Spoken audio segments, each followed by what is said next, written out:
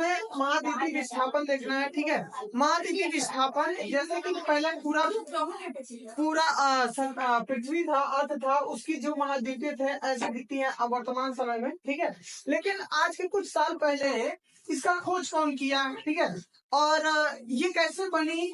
ठीक है, कोई बोलते हैं कि ये भारत जो आपको भारत हो रहा है तो ये कहाँ पे थी? ठीक है, तो जैसे कि पर्वतों का निर्माण कैसे हुआ, हिमालय पर्वत का निर्माण कैसे हुआ, तो इसमें आपको मिलेगा। ठीक है, कुछ पर्वतों के मिलेंगे जैसे, ठीक है, तो वो भी होता है बलित पर्वत, भ्रंश पर्वत। ठीक है, तो ये आप देखेंगे इसमें तो वो सब मिलेगा। ठीक है, तो आप शुरू से देखिए जैसे कि पृथ्वी एक फायर बॉल थी। ठीक है, आग का गोला था, वो धीरे धीरे शीतलन के कारण, ठंडा होने के कारण इसमें भूपटी जमा, मतलब ठीक है, तो उसमें भूपटी के सिकुड़न के कारण दरारें फटी। दरारें फटने के कारण जैसे कि कुछ होते हैं सामान्य धारा, जैसे कि मैग्मा है वो उबलता है। ठीक है, उबलने के कारण यह जब उबलेगा, ठीक है, तो इसमें ऊपर नीचे करेगा। जैसे कि कोई पानी या दूध या कुछ भी उबालेंगे आप, तो वो ऐसे रिसाइकल की तरह करेंगे, तो उसी को सामान्य धारा कहते हैं। ठीक है, तो यहाँ पे जैसे कि जब सिकुड़न के कारण कुछ प्लेटें थी तो ये सामान्य धारा के कारण ये घसकती हैं। यही होता है महाद्वीपीय विस्थापन। ठीक है, तो इसे हम देखेंगे अच्छे से कि कौन कौन वैज्ञानिक थे, जैसे कि मुख्य रूप से माना जाता है अल्फ्रेड वेगनर। ठीक है, तो वो ये बल के बारे में नहीं बता पाए कि सामान्य बल है, लेकिन उन्होंने यह बताया कि सूर्य व चंद्रमा, सॉरी, चंद्रमा व पृथ्वी के गुरुत्वाकर्षण के कारण, चंद्रमा व पृथ्वी के गुरुत्वाकर्षण के कारण यह प्लेटें आपस में सरकती है। यही कारण इनका परिकल्पना माना गया, सिद्धांत नहीं माना गया। लेकिन उसी के 10 साल बाद, ठीक है, तो वो आए एक वैज्ञानिक, वो सिद्धांत दिए।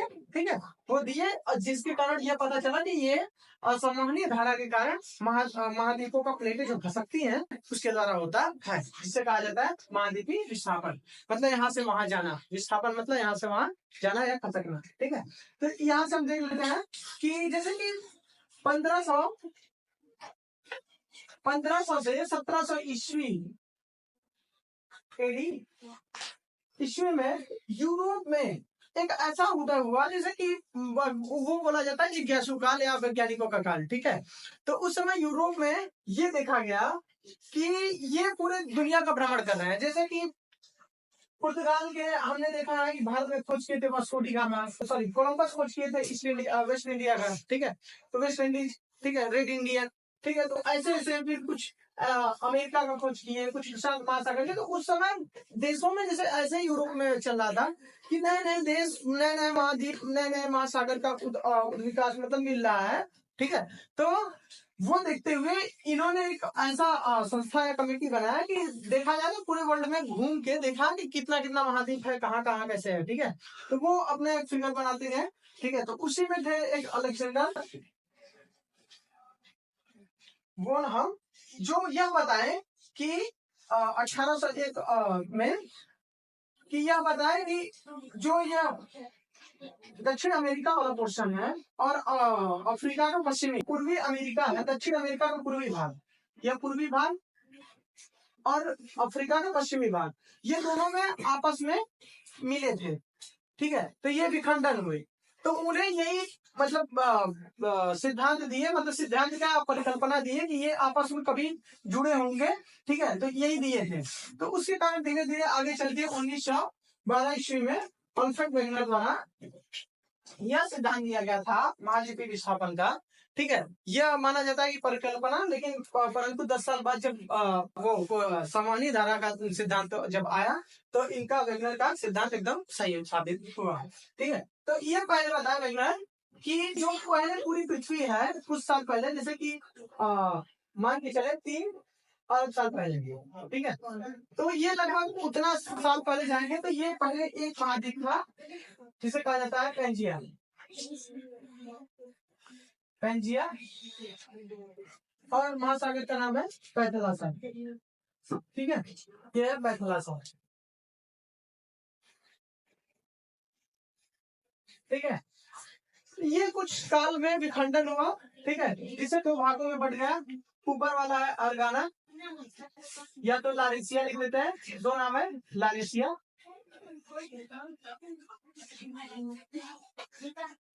और नीचे वाला है गोलवान।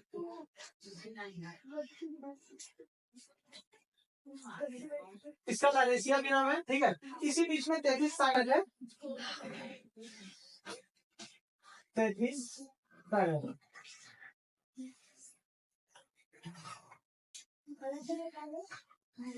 ठीक है, पुनः पुनः कुछ साल बाद धीरे धीरे इसका विखंडन होने लगा, जैसे कि आप यहाँ पे देखेंगे ये वाला जो भाग है, कितना भाग, ये है गोंडवाना और ऊपर का है लारेशिया, ठीक है। तो ये धीरे धीरे आपस में समवानी धारा के कारण दूर दूर जाने लगे, ठीक है। समवानी धारा क्या है, ये हम आगे की थियरी में आपको बताएंगे, ठीक है। आप ये बच जाएंगे, समवानी धारा जैसे कि लावा का उबलना, उसके कारण प्लेटें घसकती हैं, ठीक है, जो धरती के अंदर लावा है, ठीक है। तो ये धीरे धीरे प्लेटें आपस में सरकती गई, जिससे महाद्वीपों का निर्माण हुआ। तो ये तो आगे चल के बहुत महाद्वीपों में बढ़ गए थे, जैसे 12, 13, 14 में बढ़ गए थे, फिर धीरे धीरे आज पूर्ण रूप से 7 है। तो यहाँ पे जैसे कि अमेरिका और अफ्रीका और ऑस्ट्रेलिया और भारत का प्रायद्वीपीय भारत, ये टूट गए, आपस में दूर दूर जाने लगे। और यहाँ अंटार्कटिका भी है इसमें, तो इसमें है अमेरिका, अफ्रीका, वही दक्षिणी अमेरिका, अफ्रीका, वो प्रायद्वीपीय भारत, ऑस्ट्रेलिया, वो अंटार्कटिका, ठीक है। लारेशिया में है आपका पूरा एशिया, यूरोप, व उत्तरी अमेरिका, ठीक है। तो ये धीरे धीरे अपना बनते गया। तो यहाँ पे प्रायद्वीपीय भारत जो है अफ्रीका से टूट के ये पास आते चला गया, ठीक है। वो पास आके हिमालय पर्वत का निर्माण किया। वैज्ञानिक द्वारा बताया गया कि लारेशिया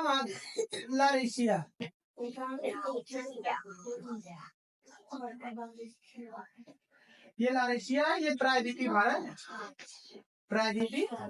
भारत जो उससे जाके टकराया और हिमालय पर्वत का निर्माण हुआ। जो आज हमें हिमालय पर्वत दिखता है, यहाँ पे हिंदुकुश पर्वत इधर है, ठीक है, जो उत्तर और पश्चिम दिशा में है। फिर यहाँ पे हिमालय है, याद रखना ये पूरा का पूरा हिमालय का ही श्रेणी है।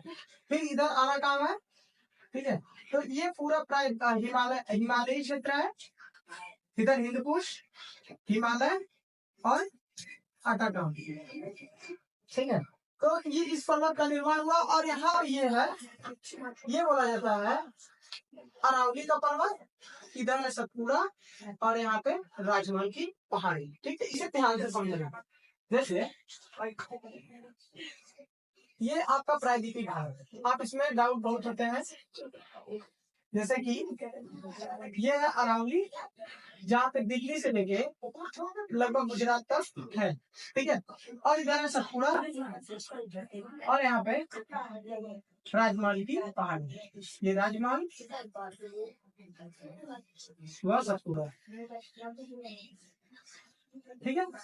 इसी के बगल में है विंध्य पर्वत, ठीक है, जो मिर्जापुर से लगभग वहां पर मध्य प्रदेश तक दिखती है, ठीक है। इसी के बीच में नर्मदा नदी बहती है। तो इतना डीप नहीं जाना है हमें अभी के देखा है, ठीक है। तो ये वेगनर का सिद्धांत था।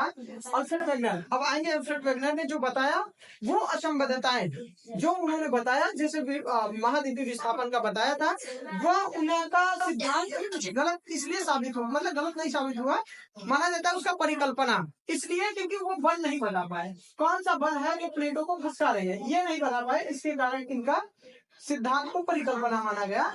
पुनः 10 साल बाद इनका फिर से सिद्धांत माना गया, ठीक है। जैसे असंबद्धताएं हैं, डायनासोर, जैसे कि डायनासोर उच्च कटिबंधीय क्षेत्र में पाए जाते थे, जगह धूप बहुत जरूरी था, धूप बहुत जरूरी था, ठीक है। तो माना जाता है कि जो जिस समय पूरा पेंजिया महाद्वीप था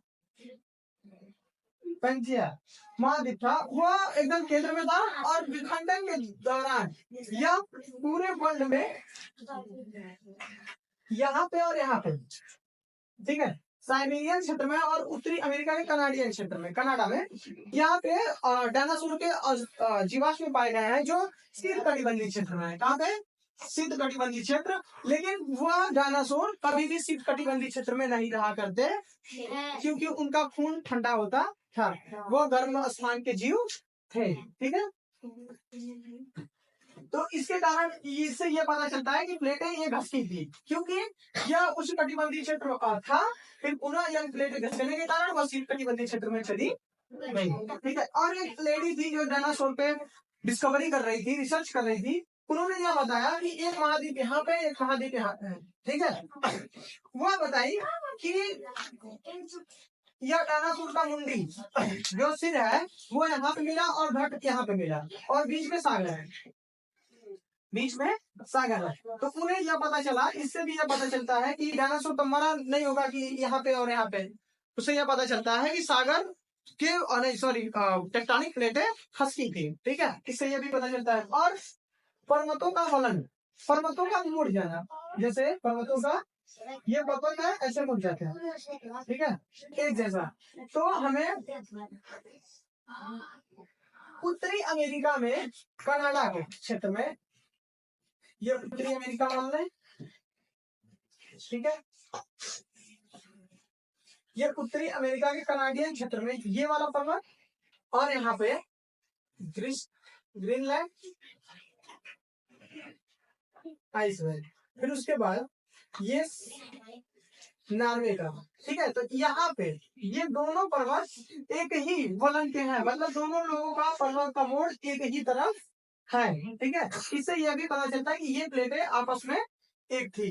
जैसे आप यहाँ पे देख सकते हैं, ये वाला पोर्शन और यहाँ पे,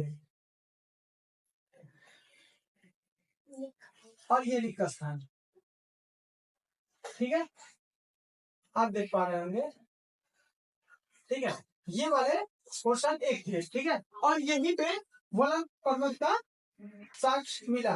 ठीक है, यहाँ पे फिर एक मीसोसोरस जीव था जो न तो एकदम बड़ा था, न तो उड़ पाता था, न तो अधिक दौड़ पाता था, लेकिन वो पूरे संसार में मिला लगभग। ठीक है, पूरे महाद्वीपों में मिला, मान के चले। तो यह मिला था, तो कैसे पता कि यह उड़ पाया नहीं पाया? तो इससे यह पता चलता है कि एक जगह ये जीव रहा करते थे जो पेंजिया महाद्वीप पे, और ये पेंजिया महाद्वीप विखंडन होने के दौरान ये दूर दूर चले गए। ठीक है, समझ रहे? ये भी उष्णकटिबंधीय क्षेत्र में रहा करते थे, क्योंकि हर एक महाद्वीप पे पाए गए हैं, तो हर एक महाद्वीप पे तो उष्णकटिबंधीय क्षेत्र नहीं है। जैसे कि आप जानते हैं उष्णकटिबंधीय क्षेत्र, ये विषुवतीय रेखा है, भूमध्य रेखा, यहाँ पे कर्क रेखा, ये मकर रेखा। ठीक है, तो ये तो उष्णकटिबंधीय क्षेत्र है। फिर इसके बाद ये शीतोष्णकटिबंधीय क्षेत्र, यहाँ पे भी 66 डिग्री वाला, फिर यहाँ पे शीतकटिबंधीय क्षेत्र। ठीक है, शीत, तो यहाँ पे हर जगह पाए गए थे वो जीव जो उष्णकटिबंधीय क्षेत्र में पाए जाते हैं। और वैज्ञानिक भारत में उस संदर्भ, भारत के लिए वैज्ञानिक के महाद्वीपीय विस्थापन सिद्धांत में भारत के संदर्भ में प्रमाण, मतलब वैज्ञानिक जो भारत के संदर्भ में क्या प्रमाण दिए वो देख लेते हैं एक बार। जैसे गोंडवाना लैंड का हिस्सा, भारत कहाँ का हिस्सा था? गोंडवाना का, ना कि लारेशिया का। कहाँ का हिस्सा था? गोंडवाना का। जो अफ्रीका महाद्वीप है उसके बगल में मेडागास्कर है, अफ्रीका महाद्वीप, ये अफ्रीका महाद्वीप है, उसके बगल में ये मेडागास्कर है, वहीं से यहाँ पे प्रायद्वीपीय भारत का विखंडन हुआ, मतलब टूट के आया। जैसे कि चट्टानों का की संरचना, ये तो मेडागास्कर और भारत की प्रायद्वीपीय इधर पश्चिमी घाट इधर का चट्टान, और मेडागास्कर का चट्टान, दोनों सेम है। ठीक है, और कुछ जीवों का विवरण, जैसे छोटे छोटे जीवों में जहाँ पे मेडागास्कर के जो जीव पाए गए थे वही जीव भारत में भी पाए गए थे। हिमालय पर्वत का निर्माण, जैसे कि ये प्लेटें टकराई, ये प्लेटें आपस में टकराई जिससे पर्वत का निर्माण हुआ। कौन सा पर्वत? वलित पर्वत। किस पर्वत? कौन सा? वलित पर्वत। ठीक है, हिमालय का निर्माण वही सेम, देख लेते हैं एक बार।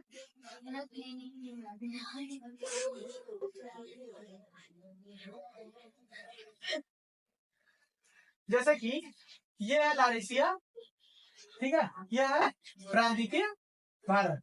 ठीक है, तो जब ये प्लेटें आपस में दोनों टकराई, जब ये टकराई आपस में, तो ये एक प्लेटें धरती के मैग्मा में चली गई और ये पर्वतों का निर्माण की। इसे जैसे दो प्लेटें आपस में टकरा के एक पर्वत का निर्माण कर रही हैं, तो उसे वलित पर्वत।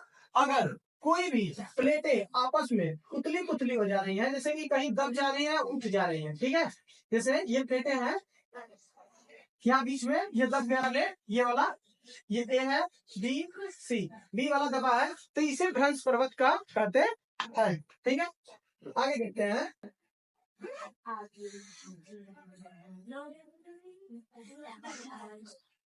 सम्मानीय धारा, सम्मानीय धारा है क्या? जैसे कि आप मान के चलो, एक कोई बर्तन है, उसमें हम थोड़ा पानी रख देते हैं,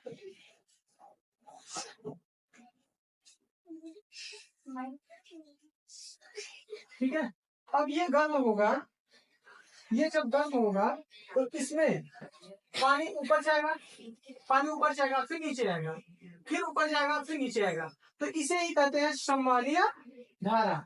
जैसे कि पृथ्वी के अंदर पूरा मेटल, जैसे इसमें सम्मानीय धारा, जब लावा उबलेगा, ठीक है, जब लावा उबलेगा, जैसे कि पृथ्वी के 32 मीटर जितना नीचे जाएंगे उतना ही 1 डिग्री बढ़ जाएगा तापमान, ठीक है, जितना 32 मीटर नीचे जाएंगे उतना ही 1 डिग्री तापमान बढ़ता रहेगा। इससे यह पता चलता है कि पृथ्वी के नीचे गर्म है, और गर्म के कारण यहाँ पे लावे जो है उबल रहे हैं, ठीक है, तो उबलने की प्रक्रिया में जो लावे ऊपर आ रहे हैं फिर वह नीचे जा रहे हैं, ठीक है, तो ये ऊपर और नीचे जाने के कारण सम्मानीय धारा बना रही है, जो प्लेटों को आपस में हिलाती है या विस्थापित करती है। ठीक है, थैंक यू। ऐसा होगा कि आपको समझ में आया होगा, बहुत समझ में आया।